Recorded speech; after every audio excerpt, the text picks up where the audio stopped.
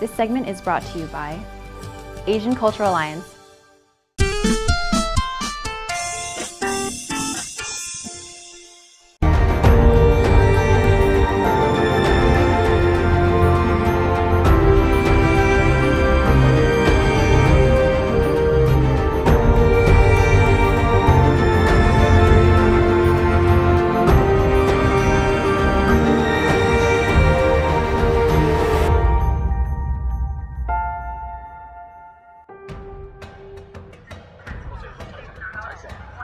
蔡英-wen's thesis has been a topic of dispute since 2015.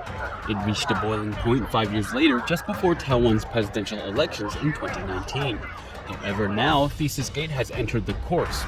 Tsai filed strategic lawsuits against her accusers, and proceedings are now stalling at the hands of Tsai's entourage. Furthermore, prosecutors are handling the case privately. There is no open investigation, meaning there is no pressure from those involved to answer any questions. There is no transparency. The truth remains hidden. It is a back-and-forth battle between Tsai supporters and ThesisGate believers online. Though Tsai's supporters have to overcome damning evidence, they always have the help of official statements made by involved institutions to reinforce their case. Tsai's team has muddled ThesisGate by maintaining control over the public narrative.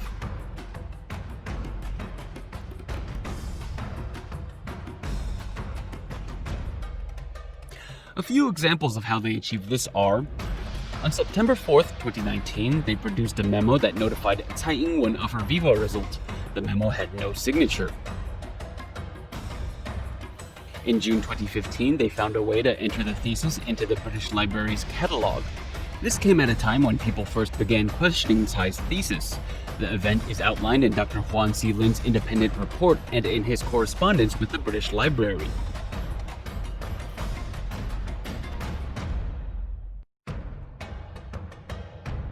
Even today, the University of London's Institute of Advanced Legal Studies and Senate House libraries still do not have copies of Tsai's thesis. Dr. Dennis Pang himself went to the libraries on October 19, 2019 to look into the matter. Librarians told Pang that the thesis wasn't lost because it would be marked as such. Even the presidential office admitted that a PhD candidate would have to have their thesis placed in a library in order to graduate.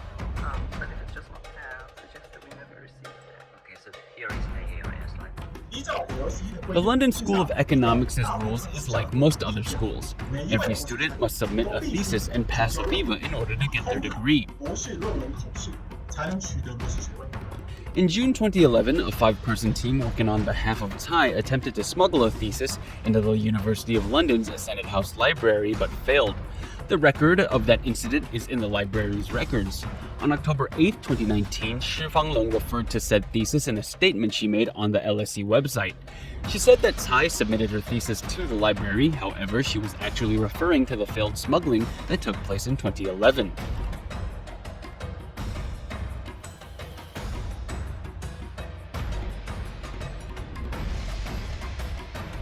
The evidence we have gathered is rock solid. All we have to do now is await a final verdict. However, legal proceedings and other procedures continue to stall.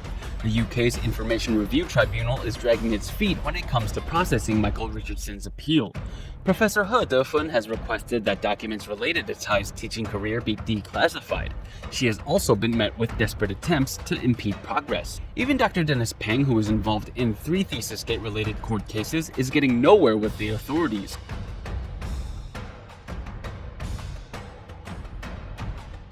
On August 15, 2020, the southern city of Kaohsiung will hold a by-election to select a new mayor.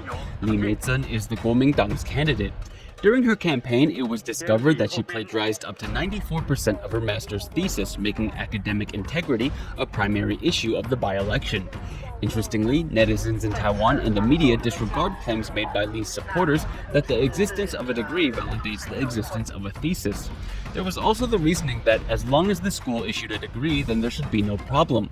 Ironically, these are all arguments that Tsai supporters make when defending her thesis. 那我是依照中山大学正常程序毕业的，那我尊重学校的审查机制。那在这场选战呢，我希望回归到正面的选战，我们会正面的迎战。那至于论文的部分呢，蔡总统的论文现在也是疑云满天飞，要检验的话，应该是一视同仁，而不是分什么大总统还是小市长。如果蔡总统回应了，我一定会按照他的标准回应。所以我希望大家要一视同仁来检视。The opposition 国民党 brought up Tsai's thesis as a defense tactic during the by-election. Tsai had no choice but to address ThesisGate. 包括总统蔡英文，他的论文其实他的教授身份的公文是列密件。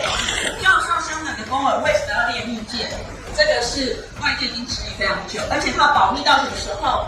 民国138年，保密的期限非常的长。蔡英文总统之前还出来接受访问，对于自己的论文说他讲得非常清楚了。但是像他的升等论文列意见这件事情，期限这么的长，您说清楚了吗？他自己的论文原稿也被挑出来，有444个英文哦，拼字都错误，还有10大错误。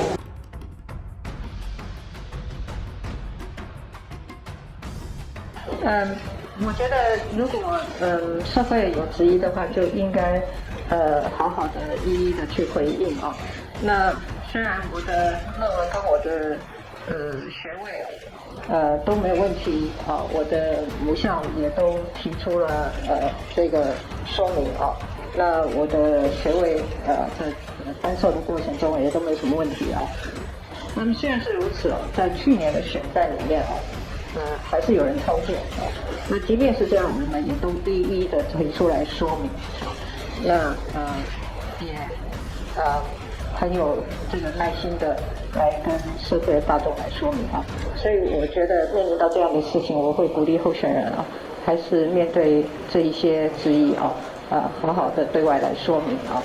那么至于现在我们讲的在高雄发生的这个个案啊。除了候选人要好好说明之外，我相信这个国家还有一定的体制可以来验证这个论文的真伪。At first, it seemed like the KMT was about ready to go after Tsai's thesis. But any intention to do so fizzled out within a week.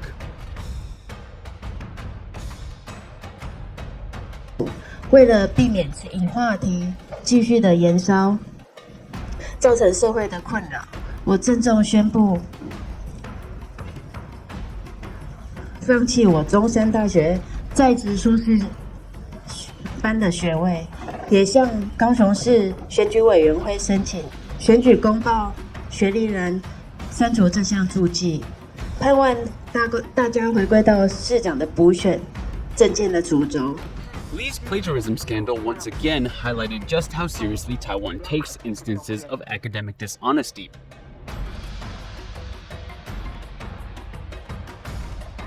The Taiwan Private School Employees Union pointed out that Taiwan has the second highest rate of thesis plagiarism in the world. The findings seem to have been directed at DPP by-election candidate Sun Chi-mai and Tsai Ing-wen herself.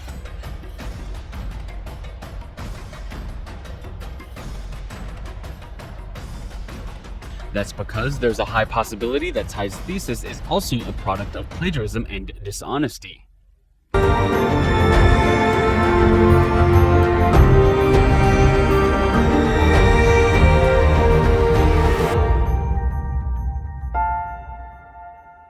那么至于现在我们讲的在高雄发生的这个个案除了候选人要好好说明之外，我相信这个国家还有一定的体制可以来验证这个论文的真伪。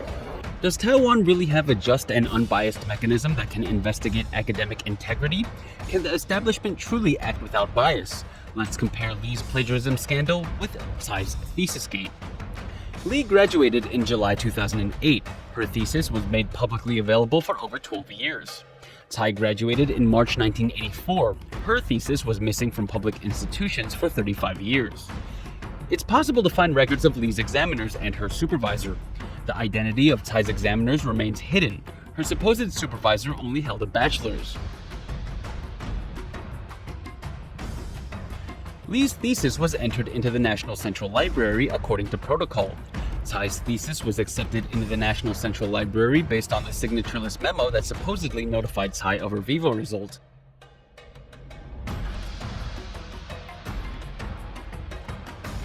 Lee has been attacked for her plagiarism.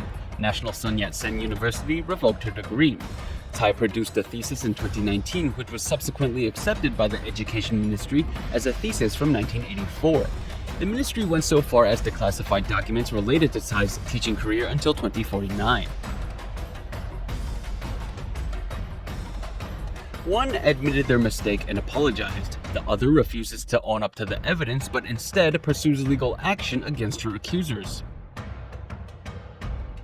When Tsai says that the country should look into what's going on, not only is there no suitable mechanism to do so, it also creates a cover for the president to escape her own scandal.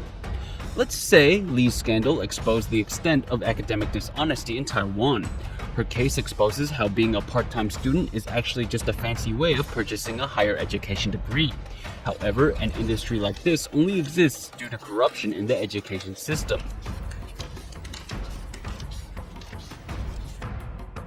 Now, let's take a look at Tsai's thesis controversy. Her charade has gone on for 36 years now. Every step of the way, she covered her tracks, making her way to the presidency. Now, she uses her power to control the establishment, erasing her dishonest past from history. This is a story that is far more intricate than any Hollywood heist film.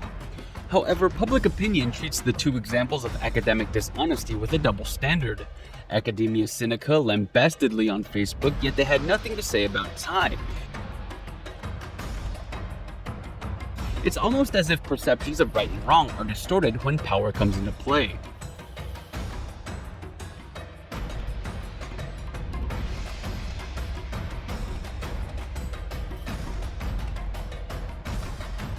It wasn't until people began questioning the whereabouts of Tsai's thesis in June 2019 that a thesis surfaced for the very first time.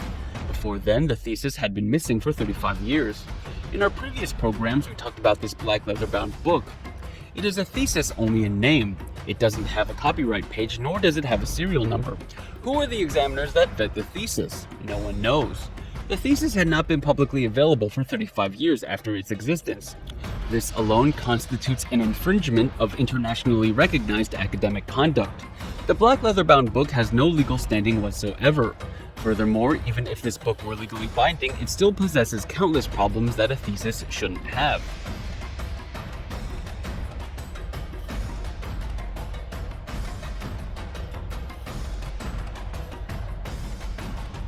In August and September of 2019, Dr. Huan Zilin and Dr. Xu Yongtai were the first people in 35 years to take a look at Tsai's supposed thesis. They were only allowed to look at the thesis under strict rules. No photographing, no drinking water, no audio recording. They weren't even allowed to bring in a pen. They had to read the thesis in a designated spot under the watchful eye of library staff. Without the author's expressed consent, the thesis could not be borrowed.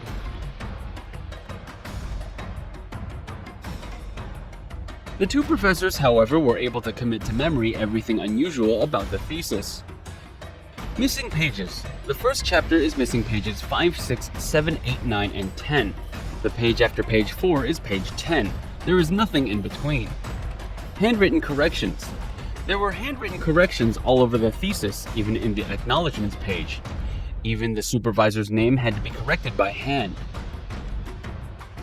American spelling. On page 299, analyze is spelled with a Z. On page 358, subsidize is also spelled with a Z.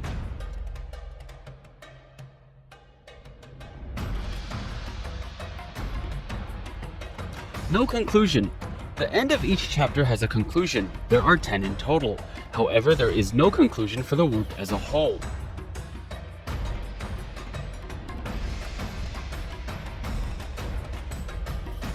Strange annotations. Footnotes are labeled with an asterisk. Annotations are numbered within chapters but not throughout the thesis as a whole.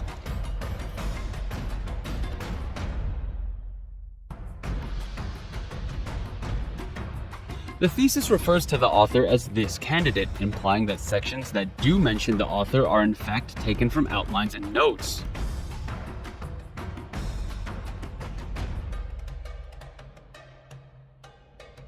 A worthy thesis would not contain any of the mistakes mentioned above. Can Tsai really claim that this thesis got her 1.5 PhDs?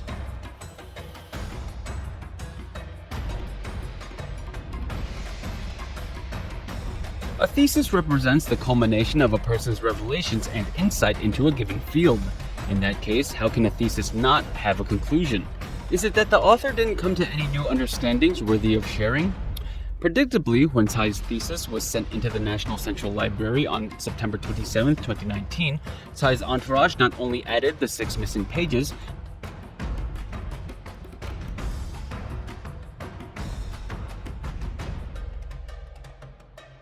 they added an additional 9 more.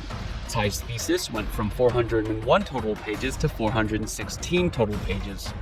Even now, the black leather-bound thesis is still at the London School of Economics and Political Sciences Women's Library, safeguarded by various rules and regulations that prevent it from being publicized. However, even Tsai says she'd like to take a look into the thesis herself.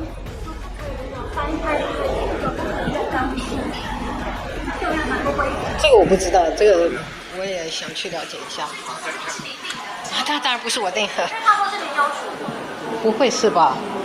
也蛮多人在问说，为什么现在在 LSE 的图书馆里面要阅读蔡英文总统的论文有这么多规定？那我们必须说明，这是图书馆的相关的决定，并不是蔡总统或者其他人的要求。那么刚刚从业也已经一开头就讲到了，蔡总统的博士论文，我们将会授权给国家图书馆。那未来大家也不用千里迢迢，网络上就可以看得到。The presidential office avoided a tricky question by telling everyone that they could look up Tsai's thesis online. However, if the two theses are the same, and they should be the same, why is there a need to treat the two differently? Furthermore, the online digital version of Tsai's thesis is taken from the thesis sitting in the Central Library. It is not the same as the black leather-bound thesis sitting in the London School of Economics and Political Science. What secrets is that thesis hiding? When looking at the thesis in the National Central Library, we can find a chapter at the end of the table of contents titled "In Search for a Solution." This chapter seems almost like a conclusion. In it, the opinions of 3 scholars regarding international trade mechanisms are discussed.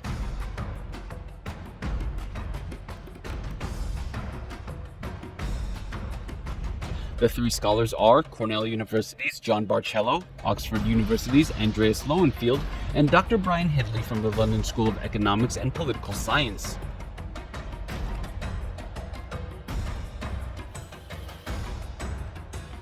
This chapter also contains a section called Proposals of this Thesis. Why does a thesis bring up its proposals at the end and not the beginning? Between pages 330 and 355, the thesis derives heavily from the work of the 3 scholars it discusses. Those pages were written on a typewriter that could justify both left and right. Page 356 is where proposals of this thesis begins. This is where things take another turn. Starting here, the text alignment reverts back to the style of an older typewriter. This clearly shows that these 2 portions of the thesis were completed in different years. Are these qualities that a valid thesis would contain? Can content in a certified thesis be regularly swapped out like this?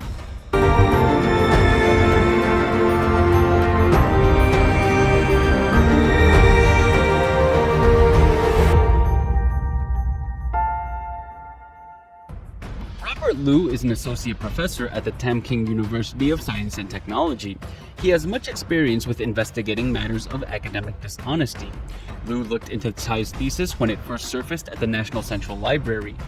Liu meticulously extracted the citations in Tsai's thesis and compared them to the original texts. Liu said that Tsai did not correctly translate her footnotes, which is indicative of the thesis being a mere draft. She also demonstrated quite a bit of bias using terms like devil and evil to describe certain things. Liu said that such wording wasn't scholarly behavior.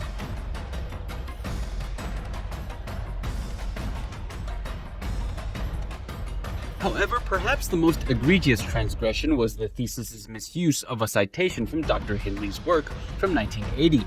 Liu said that Tsai not only failed to understand the focal point of Hindley's work, she cited the work out of context. Tsai ended up distorting Hindley's original meaning by taking only certain parts of the work and not offering the entire picture in her citations. Tsai's thesis on page 352 cites, in terms of external political relations, the government would hesitate to accuse old established partners of market disruption because international trade is usually regarded as an exchange of political concessions.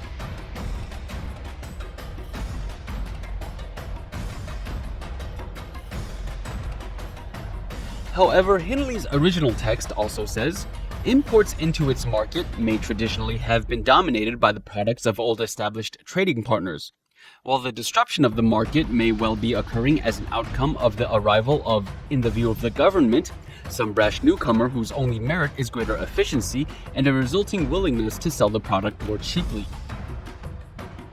Tsai's thesis mischaracterizes Hindley's original point by completely missing the point of the original argument.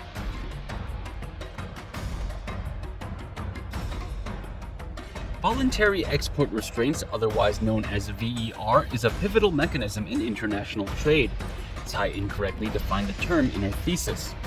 Tsai first mischaracterized subsidies, referring to them as non-direct mechanisms when they are in fact direct mechanisms. On page 352, Tsai's thesis cites Hindley as saying, "This is because governments are much more likely to use direct restrictions such as tariffs and quotas rather than subsidies or adjustment assistance."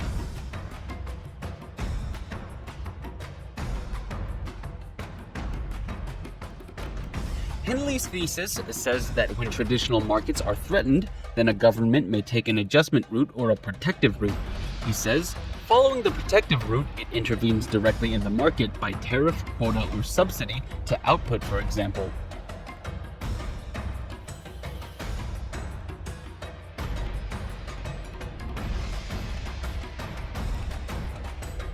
Subsidies are considered a direct market mechanism. If Tsai merely made an error while copying Hindley's work, then that would be excusable. But when she also incorrectly defines what a VER is, then there is an issue.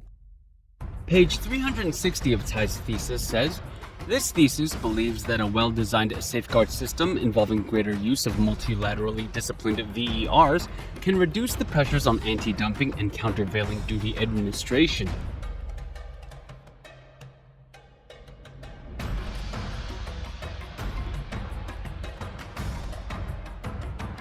However, Hindley writes that VERs are bilateral agreements between states.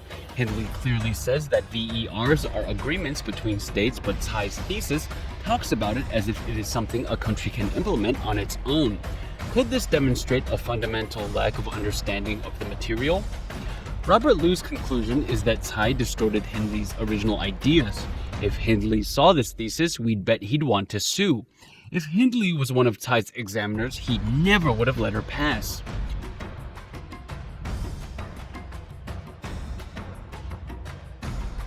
Tsai's thesis is not only riddled with mistakes, but it also disseminates wrong information. Taiwan's academic circle might actually feel relieved that this thesis wasn't made public 35 years ago.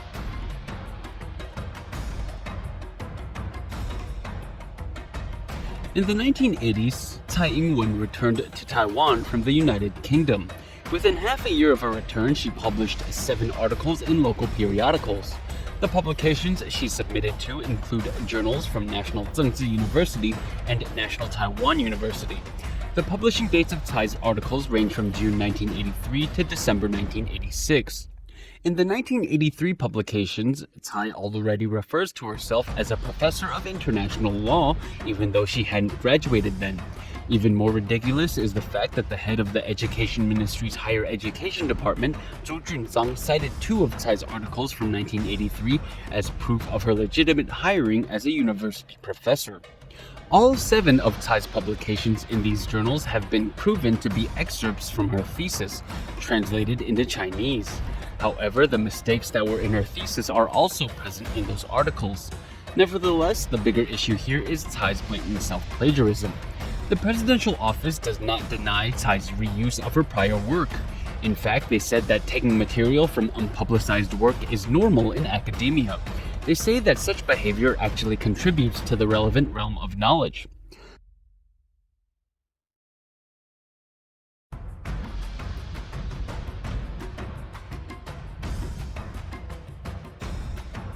Self-plagiarism isn't a fictitious concept. It is the recycled use of one's prior copyrighted work without citation. Self-plagiarism in any form is not a contribution. It is a waste of academic resources. Even the American Psychological Association defines self-plagiarism as the presentation of your own previously published work as original. Self-plagiarism is also listed as an offense in a set of rules that define ethical research practices in Taiwan. The same set of rules even specifies translations of previously published content must be designated as such. Failure to do so constitutes self-plagiarism.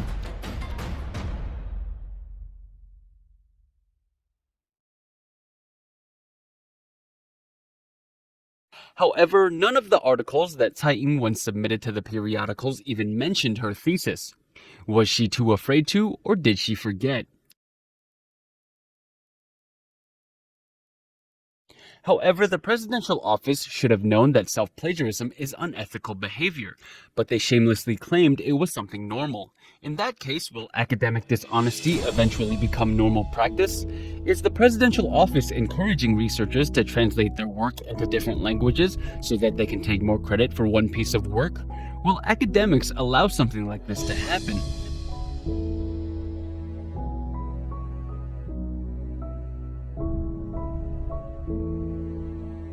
Tsai Ing-wen didn't merely self-plagiarize one article, she plagiarized 7.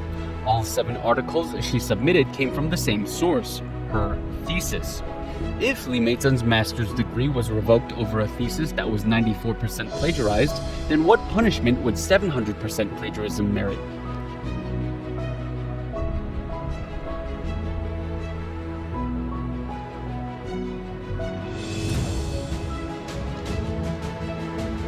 Nothing about Tsai Ing-wen's thesis is adequate. However, Taiwan's education and media sectors continue to play ball with Tsai and pretend to see nothing. ThesisGate is not only a loss for Taiwan's academic circle, it's also a nationwide tragedy.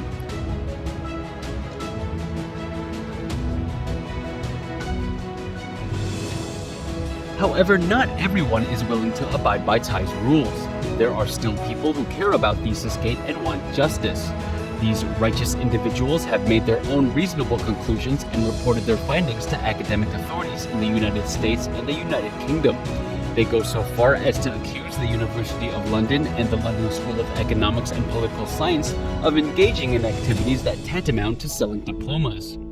We don't know what ramifications these actions will bring. Perhaps even more hardships lie ahead, but not everyone wishes to be complicit in Tsai's thesis ruse. There is plenty of evidence to prove that ThesisGate is very real. The task at hand now is to spread the message and expose this 36-year-long charade. With any luck, everything can come to a close by the end of this year. 您好，我叫 Cindy， 我是一名2020年人口普查员。我的工作是探访并协助尚未完成普查的家庭。我会佩戴口罩，以确保每个人的安全。普查数据有助于分配每年数千亿的公共资金。抓住这次机会，您可选择上网、邮寄、致电，或由普查员协助完成问卷。